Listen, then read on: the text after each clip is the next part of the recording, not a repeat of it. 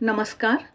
आइए सुनते हैं स्वामी निखिलेश्वरानंद जी की पुस्तक आधुनिक मानव शांति की खोज में से आज का अंक। इससे पहले हम स्वजन की मृत्यु का आघात लगे तब विषय पर उनके विचार सुन चुके हैं। इसी विषय पर आगे आज हम उनके विचार सुनने जा रहे हैं। महाराज कह रहे हैं कि मृत्यु को भी खेल के समान मानो। अधिकांश लोग जीवन को खेल मानकर अपना जीवन बिता सकते हैं, परंतु वे मृत्यु को खेल के रूप में स्वीकार नहीं कर सकते हैं। इसलिए जब मृत्यु का सामना होता है तो हतप्रभ हो जाते हैं। लेकिन वास्तव में मृत्यु भी एक खेल ही है। यदि जीवन के खेल को अच्छी तरह से खेलना हो तो मृत्यु के खेल को भी स्वीकार करना चाहिए और खेल के नियमों का ठीक से पालन करना चाहिए। यदि नियमों का उचित पालन किया जाए तभी अच्छी तरह से खेल खेल सकते हैं और उसमें सच्चा आनंद मिलता है। इसलिए सर्वप्रथम उस खेल के नियम को जानना चाहिए। तो महाराज बता रहे हैं कि इस खेल के दो नियम हैं। जीवन और मृत्यु के खेल के दो अटल नियम हैं। एक है कर्म का नियम और दूसरा है पुनर्जन्म का नियम। ये नियम निश्चित हैं। कर्म का नियम कहता है कि अच्छे कर्म करोगे तो अच्छा फल मिलेगा, बुरे कर्म करोगे तो उसका बुरा फल मिलेगा। बबूल बोओगे तो कांटे ही लगेंगे, आम नहीं। जो कर्म के नियम को अच्छी तरह जान लेते हैं और उसका ठीक से पालन करते हैं वे अच्छी तरह जीवन जी सकते हैं। वे जीवन के खेल के श्रेष्ठ खिलाड़ी तो बनते ही हैं, मृत्यु के खेल के भी श्रेष्ठ खिलाड़ी बनते हैं। परमात्मा के द्वारा दिए गए पृथ्वी पर के कालखंड को वे उत्तम कर्मों से भर देते हैं। इसलिए उन्हें जीवन का सच्चा आनंद मिलता है। उनका चित्त सदा प्रसन्न रहता है।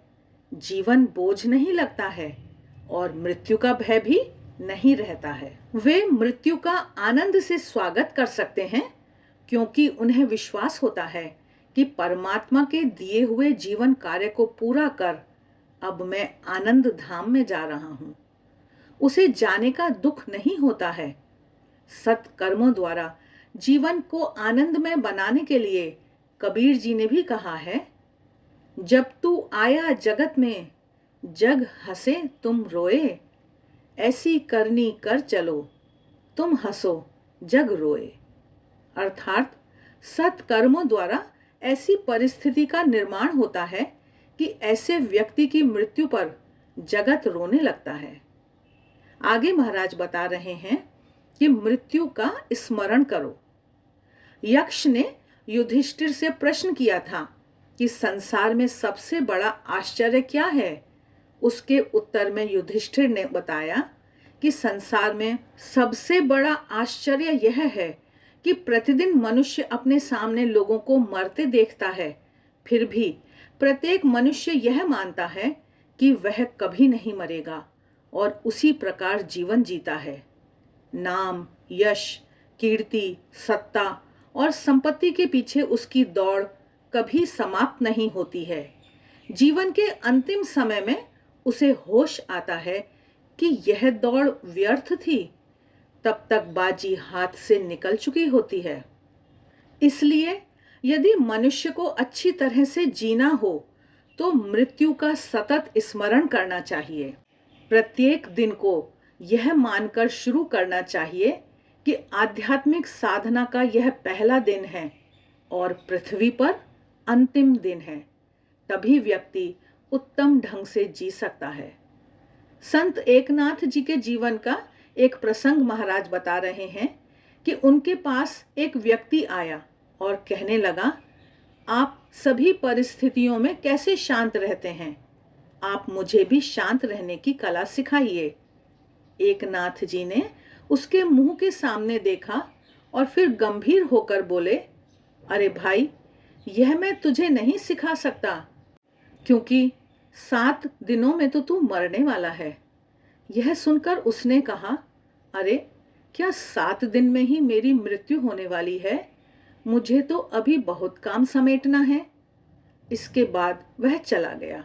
फिर 7वें दिन एकनाथ जी उसके घर गए तो वह बीमार होकर बिस्तर में सो रहा था। एकनाथ जी ने पूछा, अरे बिस्तर में क्यों सोए हो? मैं कल से बीमार पड़ा हूँ। आज मैं मृत्यु की राह देख रहा हूँ। आज मेरा 7वां अंतिम दिन है। यह उत्तर सुनकर एकनाथ जी ने कहा, किसने कहा? क्यों? आपने ही तो कहा था कि तू 7वें दिन मरने वाला है। हाँ, पर तू बता कि 7 दिन में तूने किस किस के साथ झगड़ा किया? तेरा मन कितनी बार अशांत हुआ? उस व्यक्ति ने उत्तर दिया, अरे मेरे पास इतना समय ही कहाँ था। सिर पर मौत नजर आ रही हो तो मैं किसके साथ झगड़ा करूंगा और किसका बुरा बनूं? सब समेटने में ही मेरे 6 दिन बीत गए। तब एकनाथ जी ने कहा, मृत्यु का सतत स्मरण रखना ही प्रत्येक परिस्थिति में शांत रहने का उपाय है और यही है जीवन जीने की कला का शिक्षण। इस संदर्भ में किसी ने सच ही कहा है, जब तक मौत नजर नहीं आती तब तक जिंदगी राह पर नहीं आती। जिसने उसकी नजर को देख लिया उसे दुनिया नजर नहीं आती। मृत्यु का स्मरण जीवन को पवित्र रखता है और उसे ऊर्ध्वगामी बनाता है। फिर उस जीवन से मृत्यु के बाद के जीवन का निर्माण होता है। अर्थात जो जीवन के नियम हैं वही मृत्यु के नियम हैं और वह है पुनर्जन्म का सिद्धांत। आगे महाराज खेल का दूसरा नियम विषय पर अपने विचार प्रकट करते हुए पुनर्जन्म के सिद्धांत पर बात कर रहे हैं। कह रहे हैं, जो जन्म लेता है वह अवश्य मृत्यु को प्राप्त होता है। जो मरता है उसका अवश्य जन्म होता है। यही जन्म मृत्यु का नियम है और यही पुनर्जन्म का सिद्धांत है। इसे गीता में भगवान श्री कृष्ण ने बहुत अच्छे ढंग से समझाया है। वे कहते हैं, जातस्य ही ध्रुवो मृत्युर ध्रुवम जन्म मृतस्य च तस्माद् परिहार्येर्थे न त्वं शोचितुमर्हसि। अर्थात जन्म लेने वाले की मृत्यु निश्चित है और मरे हुए का जन्म निश्चित है। इसलिए इस अपरिहार्य स्थिति में शोक करना उचित नहीं है। जो मृत्यु को प्राप्त होता है वह 5 महाभूतों से निर्मित शरीर है, किंतु इसके अंदर जो आत्मा है वह अजर, अमर, अविनाशी है।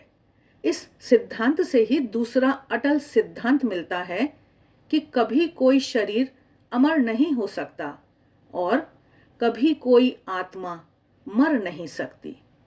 कई लोग कहते हैं कि हिमालय में योगी हजारों वर्षों से सदेह जी रहे हैं, तो यह बात सच नहीं है। हाँ, वे सूक्ष्म रूप में अवश्य विचरण कर रहे होते हैं।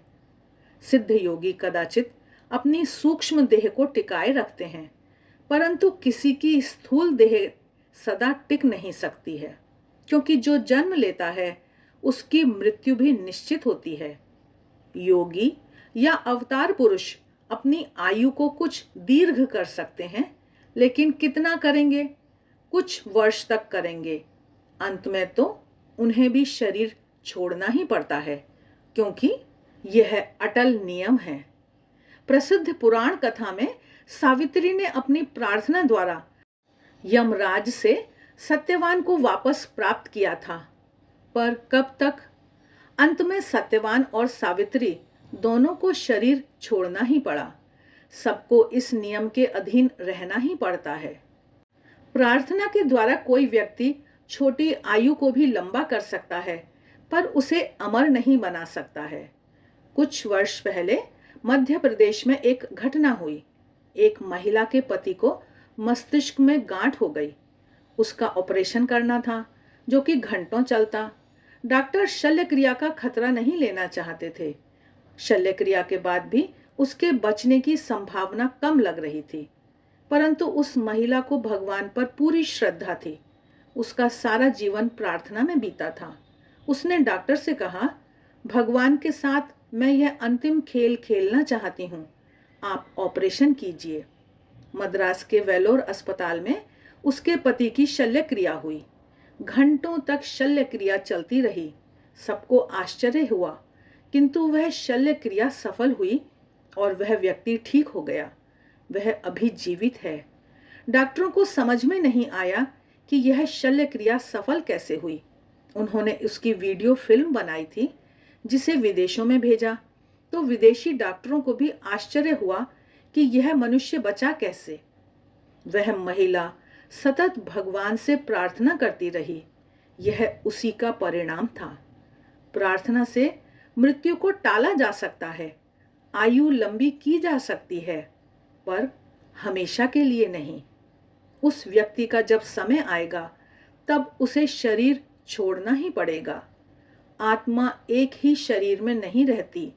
भगवान श्री कृष्ण कहते हैं, वासांसि जीर्णानि यथा विहाय नवानि गृह्णाति नरोपराणि तथा शरीराणि विहाय जीर्णानि अन्यानि संयाति नवानि देहि। जैसे मनुष्य पुराने वस्त्रों को त्याग कर दूसरे नए वस्त्रों को ग्रहण करता है, वैसे ही जीवात्मा पुराने शरीर को त्याग कर दूसरे शरीरों को प्राप्त होती है। जीवात्मा को नई नई देह अच्छी लगती है। इस जन्म के कर्म के अनुसार उसे नए जन्म में नई देह मिलती है। यही जीवन और मृत्यु का नियम है। यदि परमात्मा स्वयं भी देह धारण करके पृथ्वी पर आते हैं तो उन्हें भी इस नियम को स्वीकार करना पड़ता है, अर्थात अपना कार्य संपन्न होने पर वे भी देह त्याग कर देते हैं। आज के लिए बस इतना ही।